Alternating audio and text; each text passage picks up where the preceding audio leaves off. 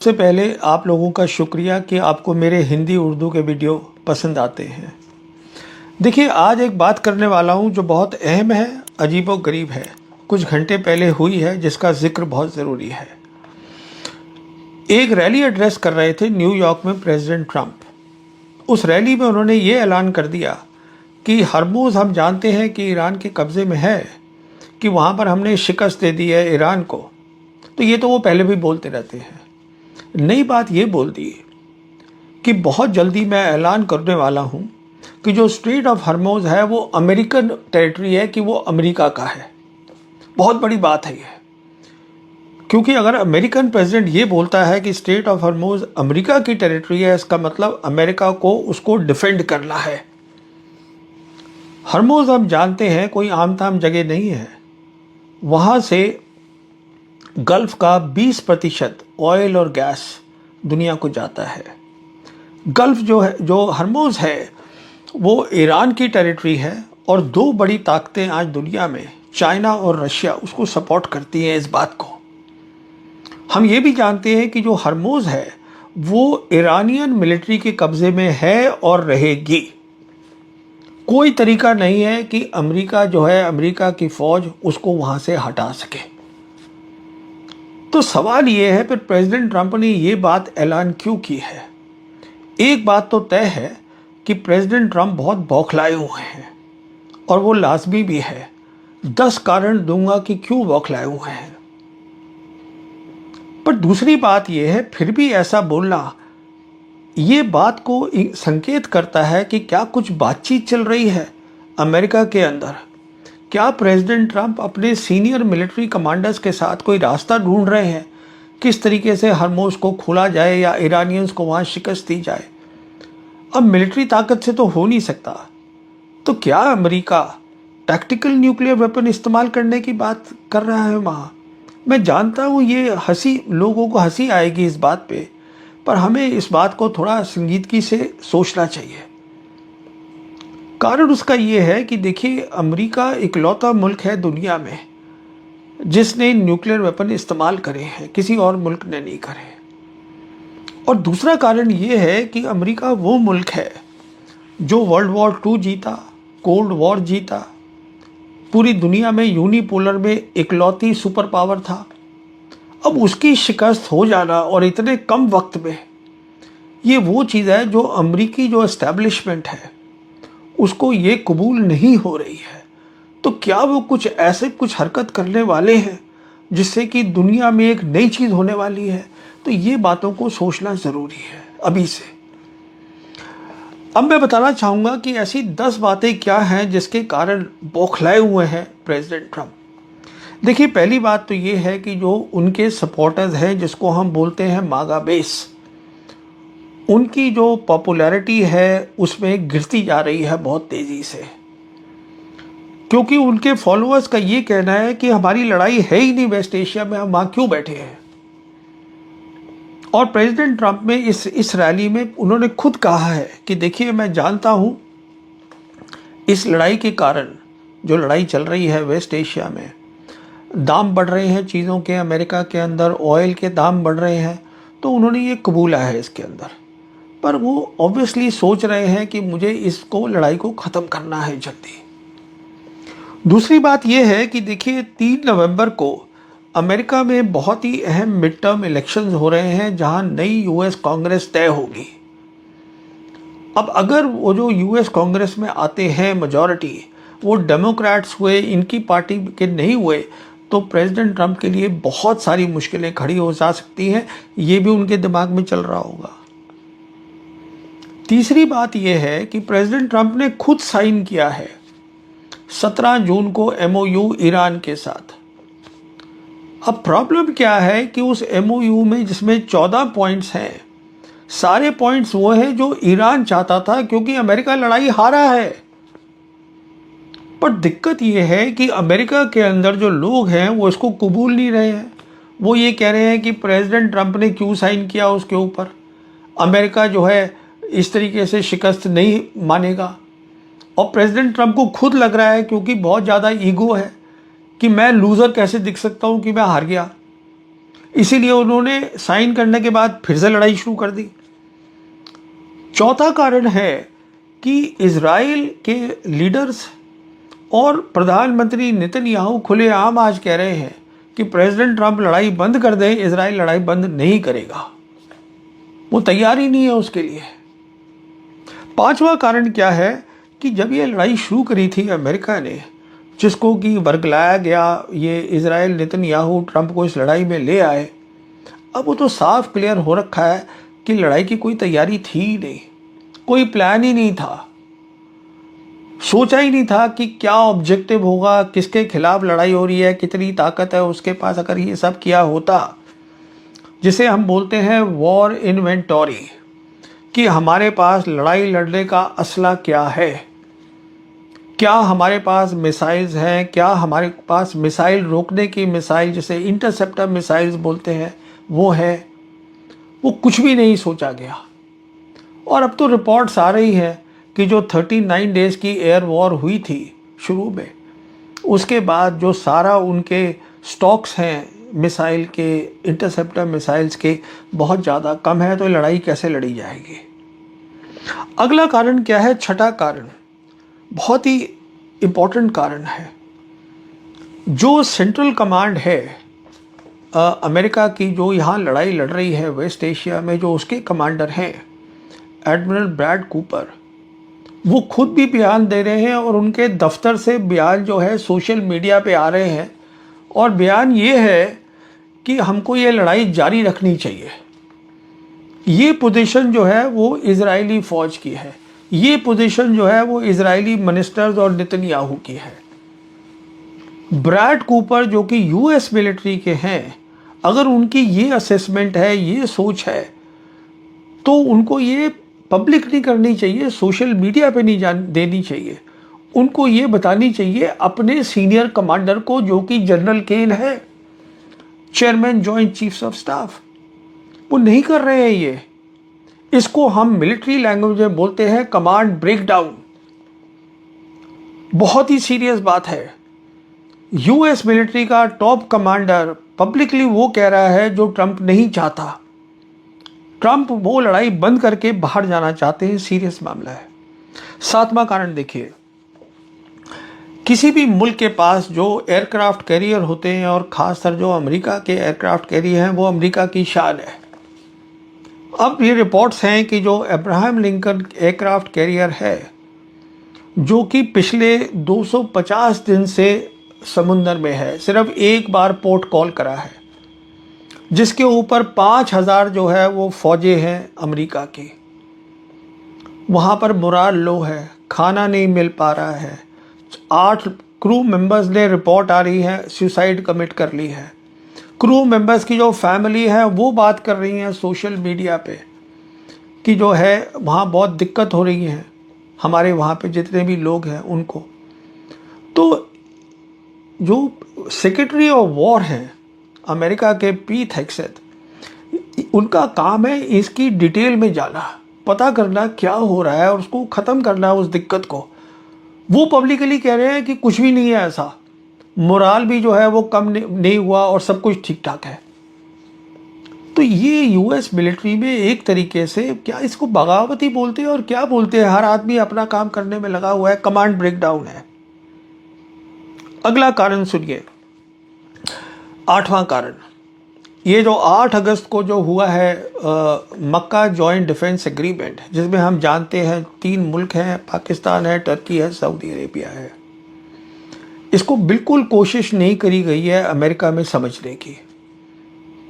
America के जो analyst हैं वो अभी भी लगे हुए हैं कि इसकी में जो लिखा है अटैक ऑन वन, अगर एक पे अटैक होगा तो तीनों उसमें लड़ाई में शामिल हो जाएंगे, जो कि नेटो में होता है आर्टिकल 5 में। ये वही बन रहा है, वो नहीं है। मैं समझा चुका हूँ अपने हिंदी के वीडियो में, ये जो जॉइंट, जो attack on one, attack on all जो है, वो यूनाइटेड नेशन के अंडर है, वो नेटो नहीं है, वो अलग चीज़ है वो। पर अमेरिकी जो हैं वो अपने तरीके से सोचते हैं, समझने की कोशिश नहीं कर रहे हैं कि जो नया वर्ल्ड ऑर्डर बन रहा है इसका क्या मतलब है। तो ये सब बातें प्रेसिडेंट ट्रंप को बताई जा रही होंगी, और ये भी बताया जा रहा होगा कि इस एग्रीमेंट के अंदर आज 3 मुल्क हैं, कुवैत है, उसके बाद कतर है लाइन में खड़ा हुआ, वो भी इसको शामिल ज्वाइन करना चाहता है। टर्की कोशिश कर रहा है कि इजिप्ट भी इसके अंदर शामिल हो जाए। तो कहने का मतलब ये है, वो ये भी सोच रहे होंगे कि ये सब मेरे खिलाफ है और इसको मैं जल्दी से जल्दी रोकूं, इसका मतलब मैं हरमोज खोलूं जल्दी से जल्दी और मैं यहाँ से अगला स्टेप अपना सोचूं। फिर ये भी एक खतरा दिख रहा है। अगली बात बताता हूँ, 9th बात। आज मैं एक अमेरिका का चैनल है ट्रांजिशन प्रोटोकॉल, उस पर था, तो उनके होस्ट ने मुझे बताया कि जो प्रिंस सलमान है सऊदी अरेबिया के, उन्होंने फिर से बात करी है प्रेसिडेंट ट्रंप से और कहा है कि आप इस लड़ाई को आगे ना बढ़ाइए बिल्कुल। और उसका कारण बिल्कुल सही है, क्योंकि आप देखिएगा जो सऊदीज़ है वो कोशिश में लगे हुए थे कि हम दोनों जगह अपना पैर रखे लटका अटा के। अमेरिका से भी दोस्ती करी हुई है और चाइना और ब्रिक्स के मेंबर भी हैं। तो अब क्या हुआ है, याद करिएगा कि नवंबर 2025 में प्रिंस सलमान गए थे वाइट हाउस में, जहां पे प्रेसिडेंट ट्रंप भी खड़े थे। वहां पर ये अनाउंसमेंट करी प्रिंस सलमान ने कि जो सऊदीज़ हैं वो $600 बिलियन अमेरिका में इन्वेस्ट करेंगे। उसके ऊपर प्रेसिडेंट ट्रंप ने ये टिप्पणी करी थी कि भाई 600 की जगह आप 1 ट्रिलियन कर दो। और हम जानते हैं कि अमेरिका की बहुत सारी इन्वेस्टमेंट्स हैं सऊदी अरेबिया में, और ये वो भाषा है पैसे की, डील्स की, जो प्रेसिडेंट ट्रंप को समझ में आती है। तो सऊदी प्रिंस ने यही बताया होगा प्रेसिडेंट ट्रंप को कि इस सब पे खतरा है, मैं इन्वेस्टमेंट नहीं करूँगा, आपकी जो यहाँ इन्वेस्टमेंट्स हैं उन पे भी खतरा है। तो वो उनको बात समझ में आ रही है। तो वो ये एक बड़ी बात, इम्पॉर्टेंट बात है। और वो ये भी समझ रहे होंगे कि सऊदी जो है वो इसमें जॉइंट डिफेंस एग्रीमेंट में भी शामिल है। फिर एक और जो बात पता चली वो ये है कि जो यूएई है, जो अभी तक बिल्कुल अलग थलग था, अपना लगा हुआ था, क्योंकि उसका अब्राहम अकॉर्ड है इजराइल के साथ, यूएई की इन्वेस्टमेंट से इतनी इजराइल के अंदर नज़दीक है, इजराइल के नज़दीक है वॉशिंगटन के, सोच रहा था कि मैं इन सबसे अलग जो है काम कर सकता हूँ, मुझे ईरान से कुछ लेना देना नहीं है। वो भी अब लाइन पे आ रहा है। जैसे कि मुझे बताया गया, ये जो होस्ट हैं ट्रांजिशन प्रोटोकॉल के, उन्होंने मुझे बताया कि देखिए बहुत सारे हवाई जहाज गए हैं, सरकारी हवाई जहाज यूएई के, कोई $3 बिलियन कैश लेकर तेहरान गए हैं ईरान को देने। करीबन 2 टन गोल्ड है वो जाके ईरान को दिया है। क्यों? क्योंकि ये कह रहे हैं कि हम आपके साथ अपने रिश्ते जो है सुधारना चाहते हैं। ये बात है, क्योंकि उनकी समझ में आ रहा है कि ये जॉइंट डिफेंस एग्रीमेंट के साथ साथ ये एक बहुत बड़ा स्टेप है रीजनल सिक्योरिटी फ्रेमवर्क जो बनाया जा रहा है। जब अमेरिकी फ़ौजें यहाँ से चली जाएंगी वेस्ट एशिया में, तो वो उसकी जगह आएगा। और 10वां कारण देखिएगा कि जब अमेरिका प्रेसिडेंट ट्रंप आए थे दफ्तर में, याद करिएगा, तब उन्होंने कहा था कि खतरा बढ़ गया है अमेरिका को, जो सही बात है। रशिया और चाइनीज़ मिसाइल्स का, नई टाइप की मिसाइल्स हैं, तो हम एक अपना जो है एंटी मिसाइल सिस्टम बना रहे हैं जिसको गोल्डन डोम बोलते हैं, जिसमें $1.5 ट्रिलियन लगेंगे पेंटागन के, और जिसमें ज़्यादा काम जो होगा वो स्पेस का होगा, जिसको अंतरिक्ष बोलते हैं। अब जो उनके 4 स्टार कमांडर है स्पेस फोर्स के अमेरिका के, वो बयान दे रहे हैं कि हमारे को तो फंडिंग ही नहीं मिली, काम कैसे होगा इसके ऊपर गोल्डन डोम पे, क्योंकि वो सारी फंडिंग तो इस लड़ाई में लग रही है वेस्ट एशिया की। तो ये 10 मसले तो हैं ही जो उनको परेशान कर रहे हैं प्रेसिडेंट ट्रंप को। उसके अलावा बड़ी परेशानी ईरान से आ रही है। ईरान ने जो अपनी शर्तें हैं हरमोज को खोलने की, वो और सख्त कर दी हैं। वो कह रहे हैं हम तभी खोलेंगे, पहले तो आप ये अपना नेवल ब्लॉकेज हटाइए, हमारे ऊपर से सारे सैंक्शंस हटाइए, जिससे कि ईरान जो है फ़ौरन अपना तेल, अपना गैस, अपने पेट्रोकेमिकल्स वो दुनिया में बेच सके। अपनी फ़ौजों को वेस्ट एशिया से निकालिए। हमारे जो आपने दबा के चोरी करके जो एसेट्स रखे हुए हैं करीबन $12 बिलियन के, उसको आप रिलीज़ करिए। उसके बाद वो ये बोल रहे हैं कि जो लड़ाई इजराइल कर रहा है लेबनान में हिजबुल्लाह के साथ और जो कर रहा है गाज़ा में हमास के खिलाफ उसको बंद करवाइए, जो नहीं करवा सकते प्रेसिडेंट ट्रंप। नेतन्याहू सुनता ही नहीं उनकी बात। और फिर वो कह रहे हैं कि जितना हमारा आपने नुकसान किया है लड़ाई में, करीबन $300 बिलियन, उसको आप भरिएगा, उसके बाद हम खोलेंगे स्ट्रेट ऑफ हॉर्मुज़। हम नहीं खोलते। और उसके साथ साथ क्या हुआ है, खबर भी और आ गई है ईरान के अंदर से। खबर आई है कि जो ईरान के सुप्रीम लीडर हैं मुश्तबा खमेनी, वो अपने टॉप कमांडर से मिले हैं। मिलिट्री के जो सीनियर कमांडर्स हैं उनको चेंज किया गया है। अब जो सेक्रेटरी हैं उनके सुप्रीम नेशनल सिक्योरिटी काउंसिल के, उनको बनाया गया है, जिनका नाम है जनरल मोहसिन रिज़ाई। ये पुराने IRGC के कमांडर हैं, मिलिट्री के कमांडर हैं और बहुत हार्ड लाइनर माने जाते हैं। उनको नियुक्त कर दिया गया है। तो क्या किया है ईरान ने, एक तो ये पब्लिकली बताया है कि मीटिंग हुई है सुप्रीम लीडर के साथ। एक ये बताया है सबको कि देखिए मिलिट्री जो है उसमें हमने तब्दीलियां करी हैं, उसको हमने और कमांड को ताकतवर किया है। और तीसरी इम्पॉर्टेंट बात ये बताई है कि जो अब मिलिट्री है, ईरान की मिलिट्री अभी तक सिर्फ डिफेंसिव एक्शन कर रही थी। मतलब अगर US मिलिट्री कुछ कर रही थी तो वो उसके खिलाफ उतना ही काम कर रही थी। अब कह रहे हैं हम ऑफेंस करेंगे, हम अपना काम भी करेंगे। अब ऑफेंस कहाँ करेंगे सोचिएगा। देखिए ऐसा है कि जहाँ तक स्ट्रेट ऑफ हॉर्मुज़ का ताल्लुक है, जो हम जानते हैं पूरे कब्ज़े में है ईरान मिलिट्री के, उनकी नेवी के। कुछ काबिलियत वहाँ ऐसी है जिसका उन्होंने इस्तेमाल ही नहीं किया अभी तक, जैसे कि छोटी पनडुब्बी, ब्रिजेट सबमरीन बोलते हैं, जो ईरान की नेवी ने ली थी नॉर्थ कोरिया से, जो पर्शियन गल्फ के में काम करने के लिए परफेक्ट, बहुत बढ़िया है। इससे आप टॉर्पीडो भी फायर कर सकते हैं, मिसाइल्स भी फायर कर सकते हैं। उसका इस्तेमाल नहीं किया अभी तक। फिर उनके पास ड्रोन्स हैं, अंडर वाटर ड्रोन्स, जो बिल्कुल साइलेंट है। वो जो दूसरे साइड का सोनार है वो उसकी आवाज़ को नहीं पकड़ पाएगा, उसका भी अभी तक इस्तेमाल नहीं किया है। फिर देखिएगा उनके पास जो मिसाइल्स हैं, ये तो अमेरिकन भी मान गए हैं, उनकी जो मिसाइल्स हैं लंबी रेंज की, वो एक्यूरेट हो गई हैं। बहुत एक्यूरेट क्यों हो गई हैं? क्योंकि एडवांस्ड मिसाइल्स हैं जो मिड कोर्स, मतलब छोड़ने के बाद अपना रास्ता बदल सकती हैं, करेक्शन अपने आप कर लेती हैं कि मुझे कहाँ जाना है। बहुत स्पीड से जाती हैं, स्पीड है करीबन मैक 7, मैक 8 इस स्पीड से जा रही है। मैक का मतलब है स्पीड ऑफ साउंड। फिर जो वहाँ पर जो मिसाइल पहुँचेगी, एक तो मान लीजिए इजराइल है, उनके पास इंटरसेप्टर नहीं है, कमी है। और दूसरा उस मिसाइल में क्योंकि वो अपना रास्ता बदल लेती है, कोर्स करेक्शन कर लेती है, वो उनके जो एयर डिफेंस सिस्टम्स हैं वो उनको इवेड कर देगी, उससे अलग निकल के टारगेट पे जाके हिट कर देगी। वो कर सकती है। तो कहने का मतलब ये है, जब इतनी उनके पास एक्यूरेट मिसाइल्स हैं, तो ये जो नेवल ब्लॉकेड लगा रखा है हॉर्मुज़ पर अमेरिकन ने 13 अप्रैल से, नेवल ब्लॉकेड का मतलब होता है ये लड़ाई है, दिस इज़ वॉर। जब आप नेवल ब्लॉकेड लगाते हैं, अभी तक ईरानियन चुप बैठे थे। क्या ऑफेंस का मतलब है कि अब वो अपनी मिसाइल इन पे दागेंगी, जो यहाँ पर इनके बड़े बड़े जहाज है वहाँ पर। अगर 2 जहाज भी उड़ गए,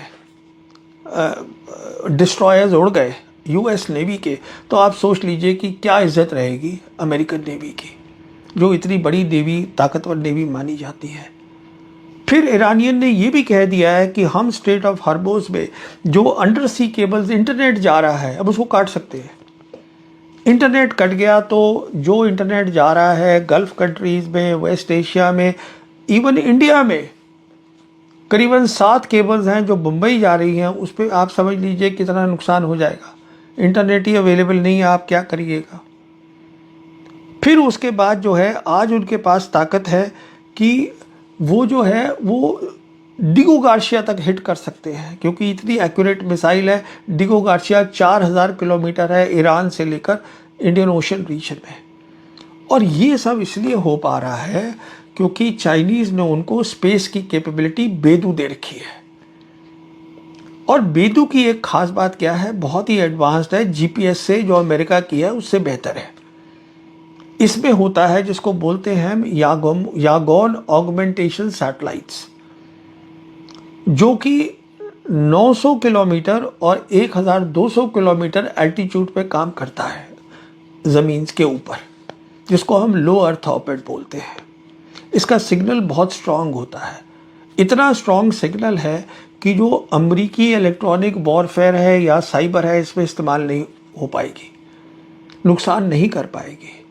तो इस सिग्नल के थ्रू जो है वो जो लंबी रेंज की मिसाइल्स हैं उनको रास्ता बताया जाता है और वो एक्यूरेसी से अपने टारगेट पे पहुंचेंगे। कहने का मतलब ये है कि आज ईरान पूरी तरीके से ताकतवर पोजीशन में है, मिलिट्री के मुतालिक एडवांस्ड मिसाइल्स है, प्रोडक्शन बढ़ी हुई है, और दूसरी तरफ वो जो है सब कुछ कम है, ड्रोन्स हैं, सब कुछ इनके पास है, प्रोडक्शन हो रही है। अच्छा, पर आज भी जो है जो उनकी फोकस है, जो वो चाहते हैं, जो ईरानी चाहते हैं, वो ये चाहते हैं कि अमेरिका जो है यहाँ से निकले बाहर। अपनी फ़ौजें जो 50,000 फ़ौज उन्होंने वहाँ बैठा रखी है, और कुछ तो हट भी गई है अब गल्फ़ कोऑपरेशन काउंसिल के जो कंट्रीज़ हैं जीसीसी की, वहाँ से उसको आप निकालिए, जिससे कि हम अपना रीजनल फ्रेमवर्क, जिसमें अहम काम होगा जो मैंने बताया मक्का जॉइंट डिफेंस एग्रीमेंट का, वो वहाँ पर लाएं। हम अपने मसले खुद सॉर्ट आउट करना चाहते हैं, आप निकलिए यहाँ से। वो आज भी वही चाहते हैं। इसमें पाकिस्तान का, अब जब मैंने आपको ये पूरी बात समझा दी कि क्या ट्रंप सोच रहे हैं और जो उन्होंने ऐलान किया है, तो आज पाकिस्तान का रोल जो है वो और बढ़ गया है। पाकिस्तान मीडिएटर तो है ही, उसका अब काम ज़्यादा हो गया है। और यही कारण है कि रिपोर्ट्स आ रही हैं कि ईरान की हाई पावर्ड 21 मेंबर की टीम, जिसमें उनके सीनियर लीडर खलीबाफ, अब्बास अराक्ची भी शामिल हैं, ये सब जा रहे हैं पाकिस्तान। क्यों जा रहे हैं? बहुत सीधी सी बात है, क्योंकि आज पाकिस्तान के जो आर्मी चीफ हैं फील्ड मार्शल आसिम मुनीर, वो इकलौते पर्सन हैं, इकलौते हैं जो कि प्रेसिडेंट ट्रंप से डायरेक्टली बात कर सकते हैं, उनको बता सकते हैं कि देखिए यहाँ पर क्या सोच है, क्या तैयारी है, कि किस तरीके से आप जो बोल रहे हैं कि हम ये कर देंगे, उससे क्या नुकसान हो सकता है। क्योंकि प्रेसिडेंट ट्रंप के जो खुद हैं एडवाइज़र्स, पीट हेगसेथ जैसे, उनको तो लड़ाई भी समझ में नहीं आती, और सारे के सारे जिसको हम बोलते हैं येस मैन, हाँ मतलब बॉस की बात को हाँ कर दी, उस टाइप के तो लोग वहाँ भरे पड़े हैं। तो कौन बताएगा प्रेसिडेंट ट्रंप को कि आपके पास एक ही रास्ता है, और वो ये है आप आराम से आइए और बात करिए ईरानियंस के साथ, और जो आपने एमओयू साइन करा है उसको आप मुकम्मल करवाइए, उसको आप कैरी फॉरवर्ड करिए। तो आज पाकिस्तान, इसमें कोई शक नहीं होना चाहिए, हमें समझना है पाकिस्तान जिसके पास पूरी सपोर्ट है चाइना की, जिसके पास सपोर्ट है रशिया की, इकलौता मुल्क है जो ये थ्रेट दी गई है प्रेसिडेंट ट्रंप की कि मैं हरमोज़ को अपनी टेरिटरी ऐलान कर दूंगा। उसका क्या मतलब है? वो उसको सुलझा के मामले को ठंडा करके उसको जो है एक बहुत बड़ी जो प्रॉब्लम खड़ी हो सकती है दुनिया के लिए, उसको पाकिस्तान काफ़ी मदद कर सकता है। अब मैं लास्ट बात ये बोलना चाहता हूँ, देखिए आज जो है हिंदुस्तान का इंडिपेंडेंस डे है, तो सब मेरे मुल्क के लोगों को मुबारक, हैप्पी इंडिपेंडेंस डे। और कल जो पाकिस्तान है 14 अगस्त को उनका इंडिपेंडेंस डे था, तो उनको भी बहुत बहुत मुबारक। मैं लास्ट बात जो हर बार बोलता हूँ, अब भी वही बोलना चाहता हूँ कि हिंदुस्तान को अगर प्रोग्रेस करना है इस नई दुनिया में, जहाँ 3 बड़ी ताकतें हैं, जिसको मल्टीपोलर हम वर्ल्ड बोलते हैं, तो आप समझ के चलिए कि हिंदुस्तान और पाकिस्तान की जो तकदीर है वो जुड़ी हुई है। हम दोनों तभी सफल हो पाएंगे, हमारे लोगों की गरीबी तभी हट पाएगी अगर हम इस बात को समझें कि दुनिया बदल चुकी है, हम दोनों को मिल के काम करना है। बहुत बहुत